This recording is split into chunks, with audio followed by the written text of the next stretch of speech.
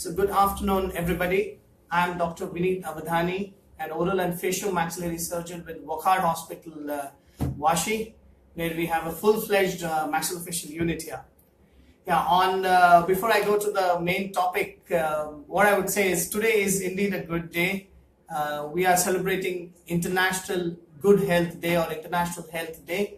So on behalf of entire Wokhard Hospital and us here at Vashi, I would wish you all a very happy General Good Health Day. So we wish you that you all have a great health. And our tips today and our discussion today will maybe take you somewhere close to the final goal, good health.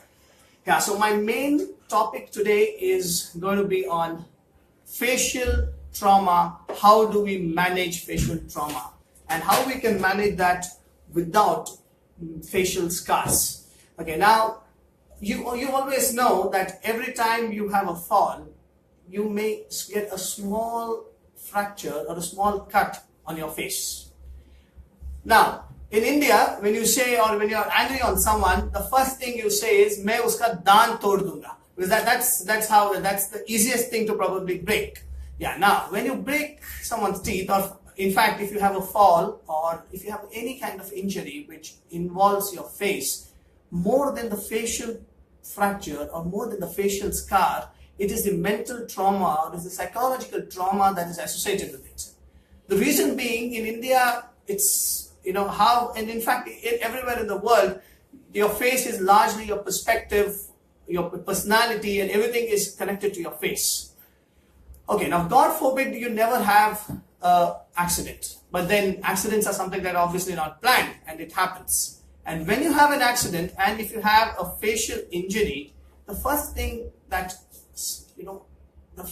would come to your heart is, okay, do I or should I get this fracture treated or not? Because if I treat this, will I have scars on the face? Even a common man knows to treat any fracture, we have to do a cut. So we have to give an incision.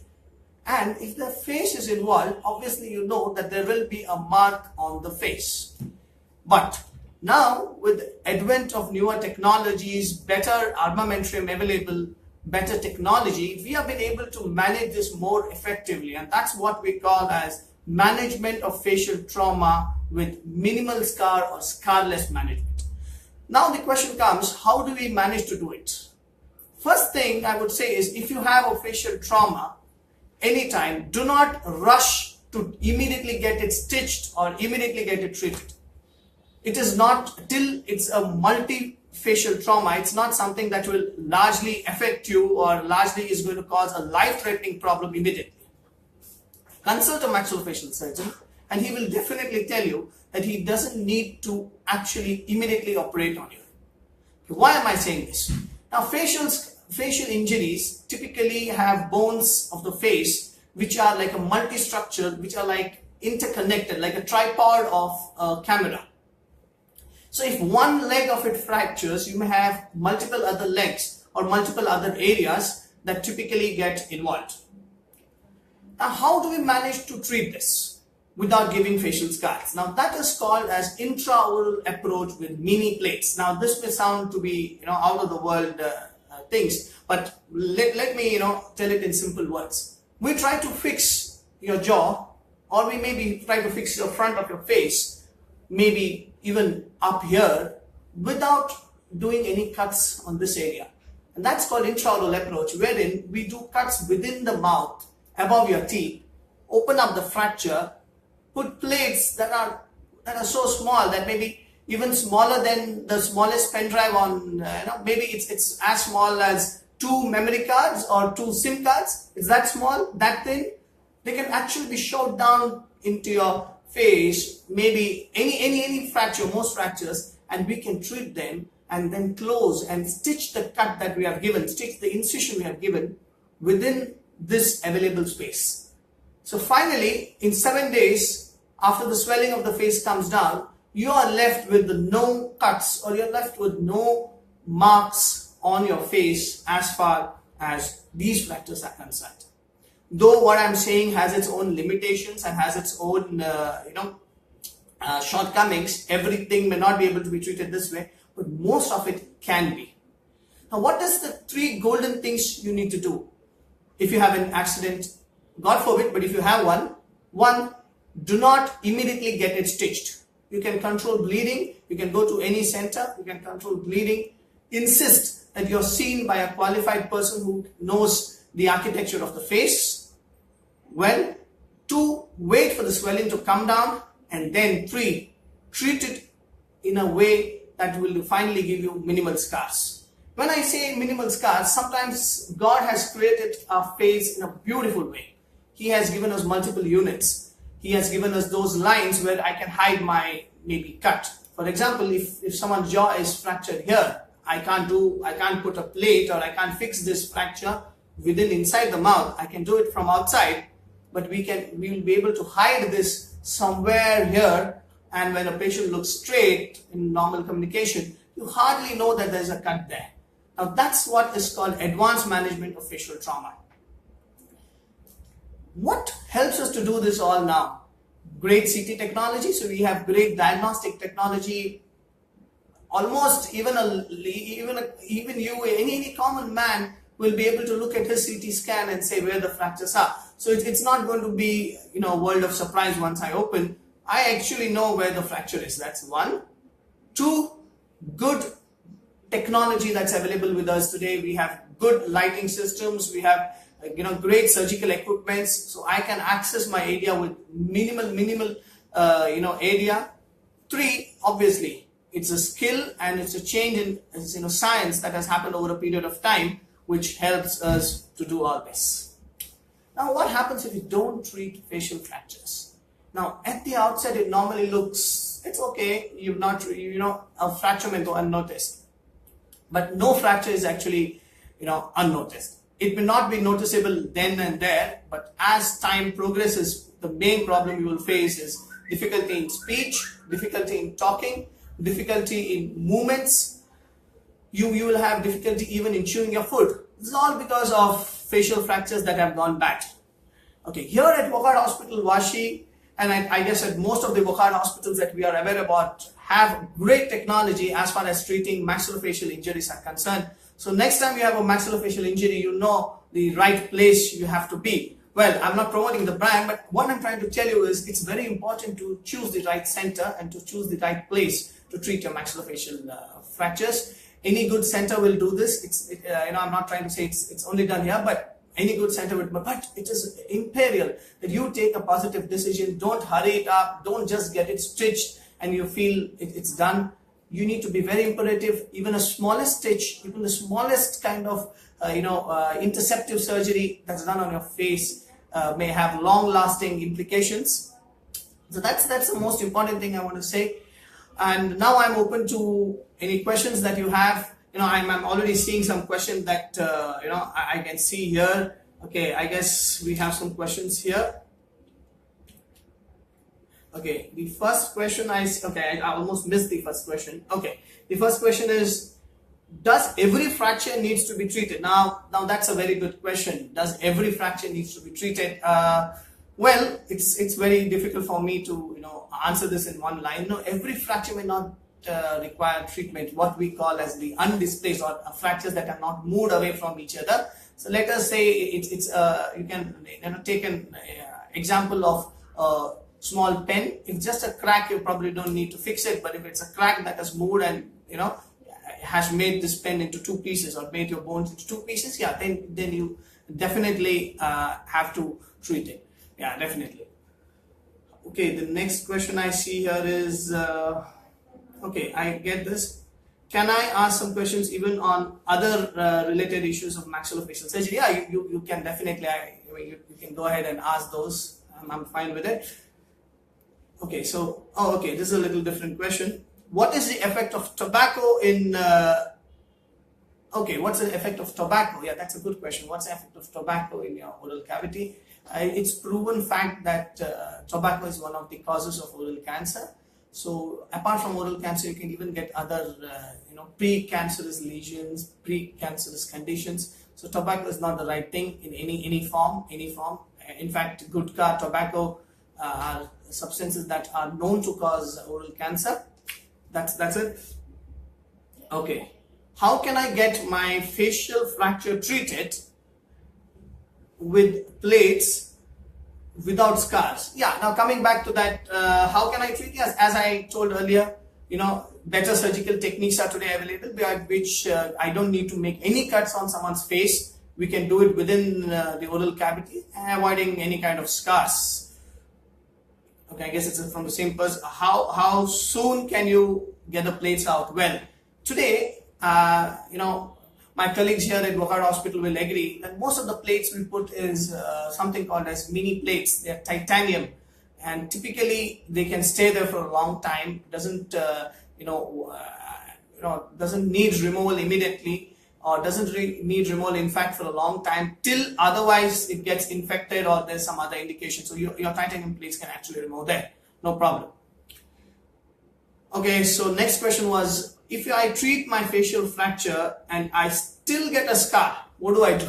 Yeah, you shouldn't get a scar, well, but sometimes if you still get a scar, there's something called scar revision aesthetic surgery. Okay, there are a lot of scar revision procedures, aesthetic procedures. For example, the center that we run here, the Center for Advanced Facial Aesthetic Surgery at Wokhard. So we have a multifaceted team here, a multidisciplinary approach with dermatologists, plastic surgeons, maxillofacial surgeons, who together plan a treatment modality. If you already have a scar, how to revise a scar. You may have to go 1 or 2 surgeries, you may have, but yeah, we can manage it. We definitely can manage it. Okay. Oh, this is a question on wisdom molar. Fine. It's a very interesting question. I have been told to get all my 4 wisdom molars out. Is it mandatory to get them out? Yes or no? It's simple. It's a golden rule. If your wisdom molar is something, it's called a third molar. It's your last teeth in your oral cavity. If it comes out into your oral cavity, doesn't trouble you, you can leave it. If it does not come into your oral cavity, you don't know about it, but it's still giving you pain somewhere in the angle of your jaw or maybe near your forehead, then yes, you need to get it removed. Well, studies have shown that if you know that your wisdom molars are stuck and any kind of change in your bone is happening, it's worth getting it out. I would say it's something like prevention is better than cure. So it's you prevent, because it's typically wisdom molars sometimes have potential to cause cysts and tumors of the oral cavity. So these cysts and tumors can be a little bothersome later. So if it's asymptomatic also, yes, you can get your wisdom molar out. I'm sorry, I guess I missed one question here. Okay, the next question is here. Are all tumors of the oral cavity cancerous? Okay, I guess I have more questions on tumors today. Well, all tumors in the oral cavity are definitely not cancerous. Okay, there's a misconception that every tumor, everything you see in the oral cavity is cancerous. There are 3 kinds of lesions we can, generally classify. You can say, 1, you could have something called benign or non-cancerous tumors. 2, you could have something like called as cysts. So you can think it's like a balloon filled with fluid in your oral cavity. 3, you could have something called precancerous lesions. So all these 3 are technically benign. Okay, so but all these 3 do have a large chance of turning into malignancy. So they may not be cancerous today, but if it goes untreated, they may become cancer. So yes, if it's very important that you get your scanning done of your oral cavity. In India, there's a misconception that मुंह मतलब सिर्फ दांत है, ऐसी बात नहीं है. You have to look beyond teeth, and there are a lot of other things apart from tooth that are there in your oral cavity. You have gums, you have what we call as mucosa, you have muscles, you have tongue, and all these areas can have tumors, can have cysts. What's important is that you frequently visit your dentist, you frequently visit your maxillofacial surgeons, you frequently visit ENT surgeons. Keep getting yourself scanned. A full body checkup normally, nowadays largely involves, like at Wokhard here, we have a full body scanning that includes your oral cavity as a comprehensive part. So that's very important to do that. You need to scan yourself. But yes, all of them are not definitely not cancerous, but do have potential for being cancer. Yeah. Okay, so I have to turn this. Yeah. Okay, now that's a good question. So how fast can I recover after, so again a variety of questions. How fast can I recover after a facial? Well, you can have a walk with me in the hospital. No, I mean, jokes apart, you may not be able to do any kind of contact sports. It may not even be very aesthetically pleasing for you to go out. But recovery, if I would say, with today's advent of technology, good sterilization, good hospital protocols, though then. So you're operated today, maybe day after tomorrow you're ready to move out, you're more or less recovered. If you don't have any other injuries like brain injury or any other injuries, no problem. You're all ready to do well. I'll take the next question. Okay, that's an interesting, very interesting question. Now, in case I have treated my facial fracture, it's not sounding good, I can't bite with it, then what do I do? Okay, it's something like that. I've framed it for you that way. And also I have pain. Okay, now what do I do? First thing is, if you have all this, see your doctor. That's the first thing I would say. Well, if you already treated a fracture, okay, and you're still unable to bite. Now, I forgot to tell, a very important part in treating facial fractures is how your upper and lower teeth finally meet. Because one of the goals of treating facial fractures is your ability that you can eat, chew and talk properly. अगर ये सब होता ही नहीं है तो treatment करके कोई मतलब नहीं है. So well, if you have already got yourself treated, it's a very vague question, but I can still say that if you're still not comfortable post surgery, you need to see us here at Wokat Hospital. Maybe we can do something for you. We can get it refixed. There's nothing that you can't get refixed. It may take some time, it may take some efforts from you and us, but yes, definitely we can again make you smile, we can again make you eat, and maybe even a pani puri with wide mouth opening shouldn't be a great contraindication. You can still eat it, but yes, we need to see you again, and we need to plan the whole surgery out, right? Yeah, so probably I'll take the last two questions if I have time, just last two questions. I have some here. Okay. What is orthognathic surgery? Okay, now someone has used Google today, I guess. What's orthognathic surgery? Yeah. Now, orthognathic surgery is about getting your jaws realigned. Now, we all know that everybody, is not, so-called perfect. And first of all, beauty is a very relative concept. But even then, we still have some stereotypes in our mind, and we feel that, this is how a typical person should look. Now let's assume someone who has a jaw that's like forward, what we call as prognatism, right? So maybe someone likes it. Maybe if he's a sign, if he's a Bollywood star, it's good enough. But otherwise, if you don't like your jaw that's placed too much forward, we can get it back, and without any facial scars. That's my main topic. Yeah. So we can actually do a surgery to set back your jaw, or if you have a nose and your upper jaw that's too behind or too front, we can get it back. Now that's what is orthognathic surgery. It is a combination of facial aesthetic surgery with dental corrections, so that we can give you a face that you would want to be. So because there's nothing that it is not a mandatory surgery. It's an elective procedure. But if you have a friend or someone who has a jaw that's not very pleasing, don't think that's the end of the story. We can still do a lot, and we can still make them smile the way you want them to smile, right? I'll take the last question for the day. Okay. Oh, this is a very interesting question. Apart from maxillofacial surgeons, who all will do it? Well, I never believe that any surgery is a single man's tea, single man's work. So it's most of the maxillofacial surgery is a combination of maxillofacial surgeons, plastic surgeons, anesthetists. So here at Wokat Hospital, we have a beautiful anesthesia team that supports us, and that's how we are able to do most of the surgeries here. And that question also had, how safe is these kind of surgeries? Yeah, now that's very important. So we always say life prevails over function, and function prevails over aesthetics. So we would like to keep you beautiful, okay, or maybe make you a little more beautiful. But the first and the most important point in our minds always is safety. Okay, life wins, and safety is the most important landmark for that. So most of the procedures we do is safe, but then this is a very difficult area to answer. Nothing in life is safe and nothing in life is also unsafe, but safety is the primary concern. Okay, with that I would like to conclude by saying that with today's advent in technology, all you need to is find a good consultant, who understands your problem, and where you can be free and tell what are your concerns, because treating any facial problem, any oral problem is not about only what the surgeon thinks, it's also about what you want yourself to be treated with. So be open, tell your surgeon what it is. I'm sure he will be able to do a good job for you.